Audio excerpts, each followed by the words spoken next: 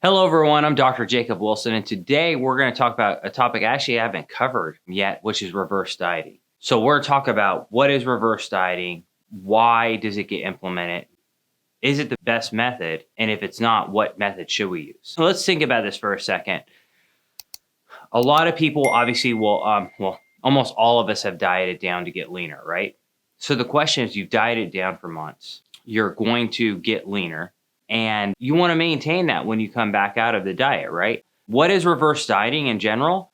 Reverse dieting is the slow increase in calories, anywhere from 50 to 100 calories a week, until you go back up to maintenance.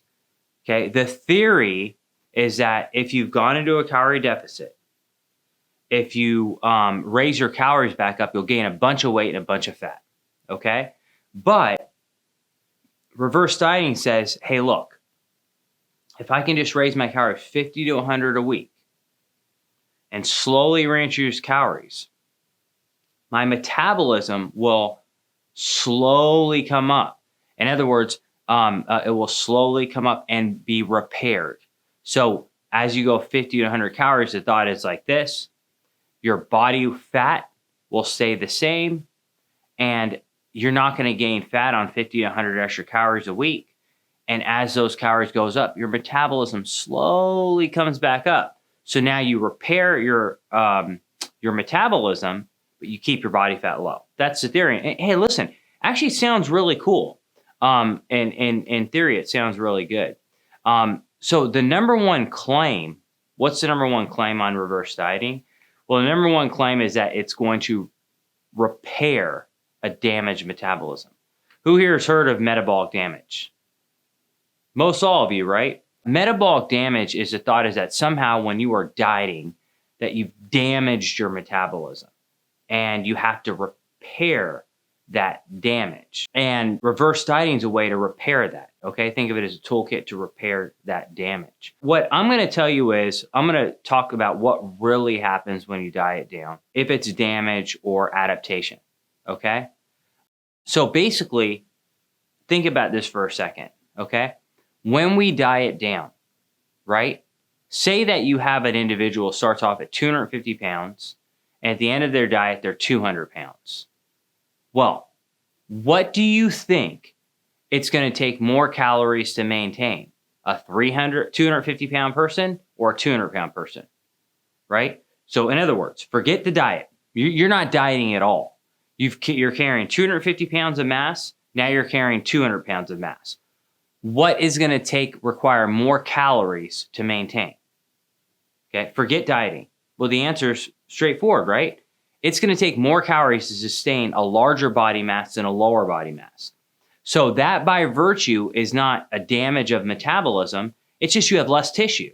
And if you have less tissue, your metabolic rate's not going to be as high, right? This is why if someone's 300 pounds, they can lose weight way faster than if someone who's 160 pounds.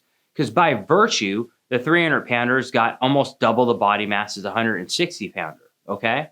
So that has nothing to do with damaged metabolism. It just has to do with general tissue maintenance. More tissue requires greater calories to maintain. Your metabolism has not necessarily gone down relative to your body weight. It's just gone down because you have less body weight. Does that make sense? So by virtue, you're going to require less calories. Also, when we talk about working out, in general, if I'm doing the Stairmaster, or if I'm doing intervals up the stairs, what's going to burn more calories? If I'm 250 pounds or 200 pounds? Once again, if I'm 250 pounds, I'll burn more calories during exercise than if I'm 200 pounds.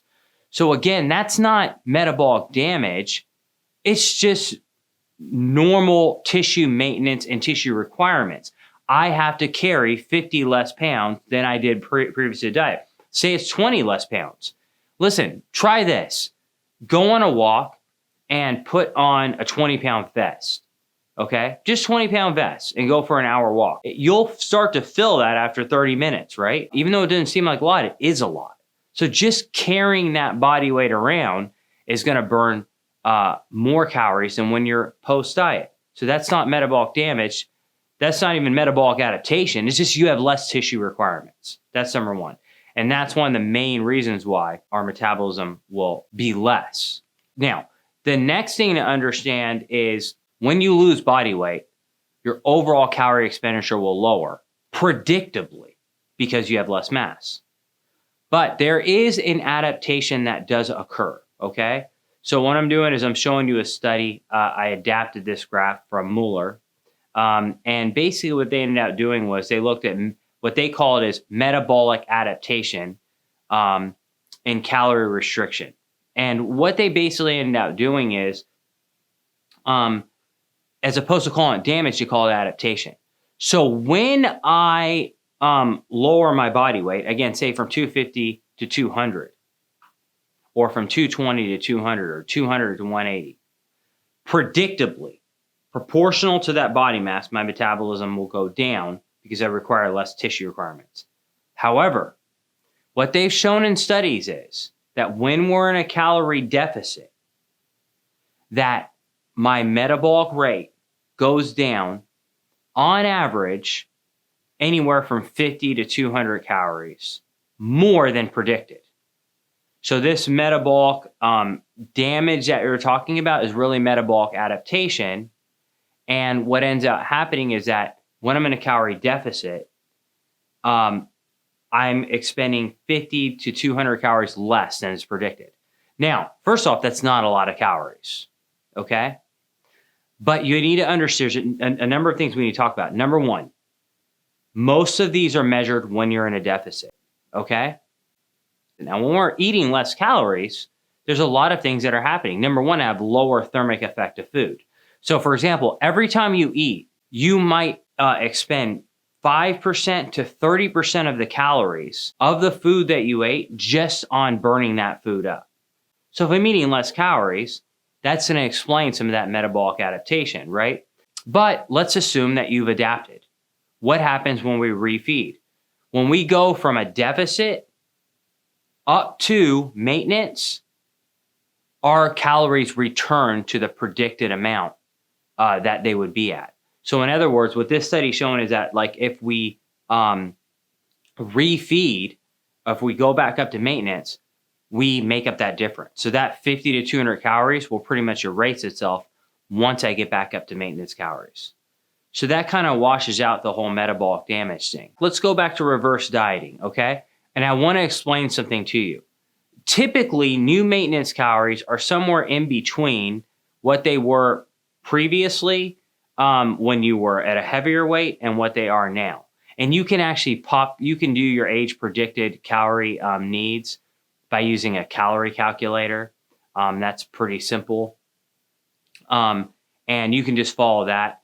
But my point is, let's say that your maintenance calories before dieting were, say you were 220 pounds and your maintenance calories were 2,750 calories. You dieted down from 220 to 200, your predicted new maintenance calories are 2,500, let's say, okay?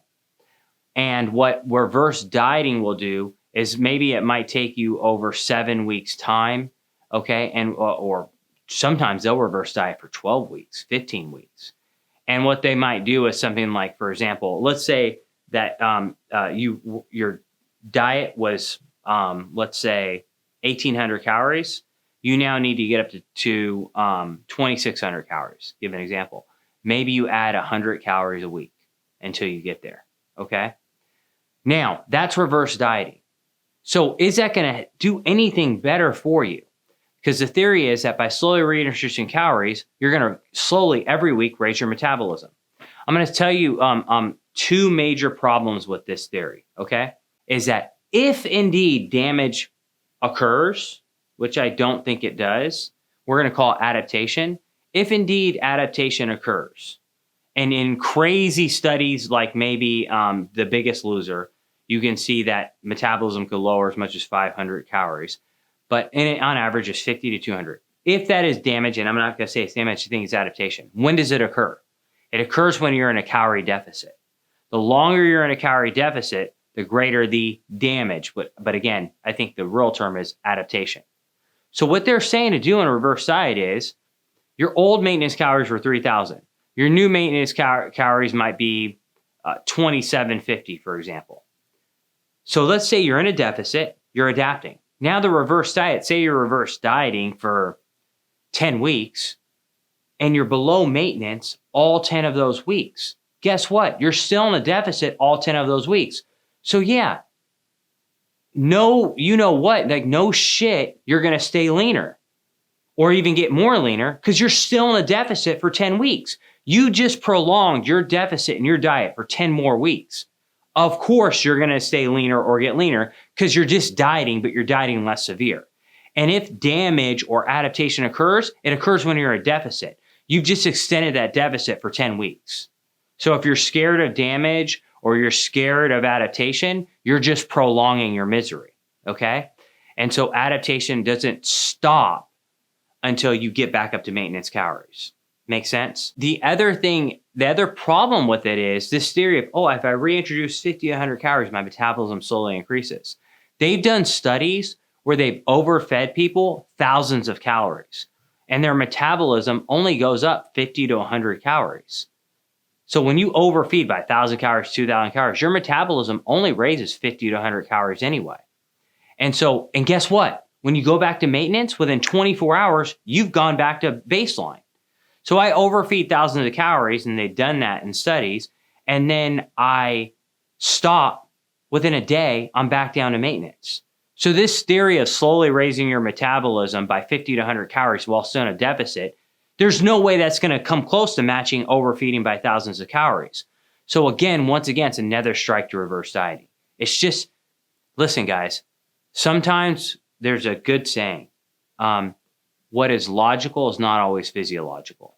Now, of course, the opposite people will do. Typically, people will go from deficit to surplus. I don't recommend this. So let's say that their old maintenance was 3,000 calories, and maybe they've gone down to 2,000 calorie diet. They'll jump to 3,500 for a month, and they'll gain tons of fat, and they go, man, I wish I would have reverse dieted. Well, the problem is you went from a diet to a surplus that was over your old maintenance. And that's why you're thinking reverse dieting is better. So I don't recommend jumping into a surplus. So I also want to mention something else. What's the number one reason besides body weight that people don't maintain weight loss? The number one reason actually why people calorie output decreases when they diet. Does anyone know why? Anyone guess? It's not metabolism, 50 to 100 calories, 50 to 200 calories. It's not metabolism. The number one reason why people expend less calories is because they are actually moving less. And I'm not talking about specific exercise. I'm talking about non-specific exercise. So that's called NEAT, basically non-exercise activity-induced thermogenesis, which you can measure by just steps. Let's say you take someone who on average pre-diet was at 8,000 steps. After they've dieted, their NEAT meter, which is the meter that says, hey, go take a walk, fidget, walk around. When we're dieting, your body tries to conserve energy, and so it stops spontaneous movement. So you'll see someone who pre-diet was at 8,000 steps go down to 5,500 or 6,000 steps. What studies show is that the people who maintain weight loss after a diet, their steps, instead of their baseline might have been 8,000, remember they've gone to a new lesser calorie output, and they make up for it with more steps. So the way I'll look at it is people who are successful dieters, if they started off at 8,000 steps, during their maintenance phase, when they come out of the diet, they'll go up to 12,000 steps. Whereas the people who dieted, they go from 8,000 steps to 6,000 steps, and maybe they might come back up to 7,500 or 8,000 steps.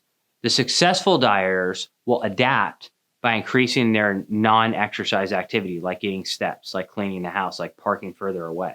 So what I recommend is when you come out of the diet, whatever your steps at were before, probably raise them at least 20 to 30%.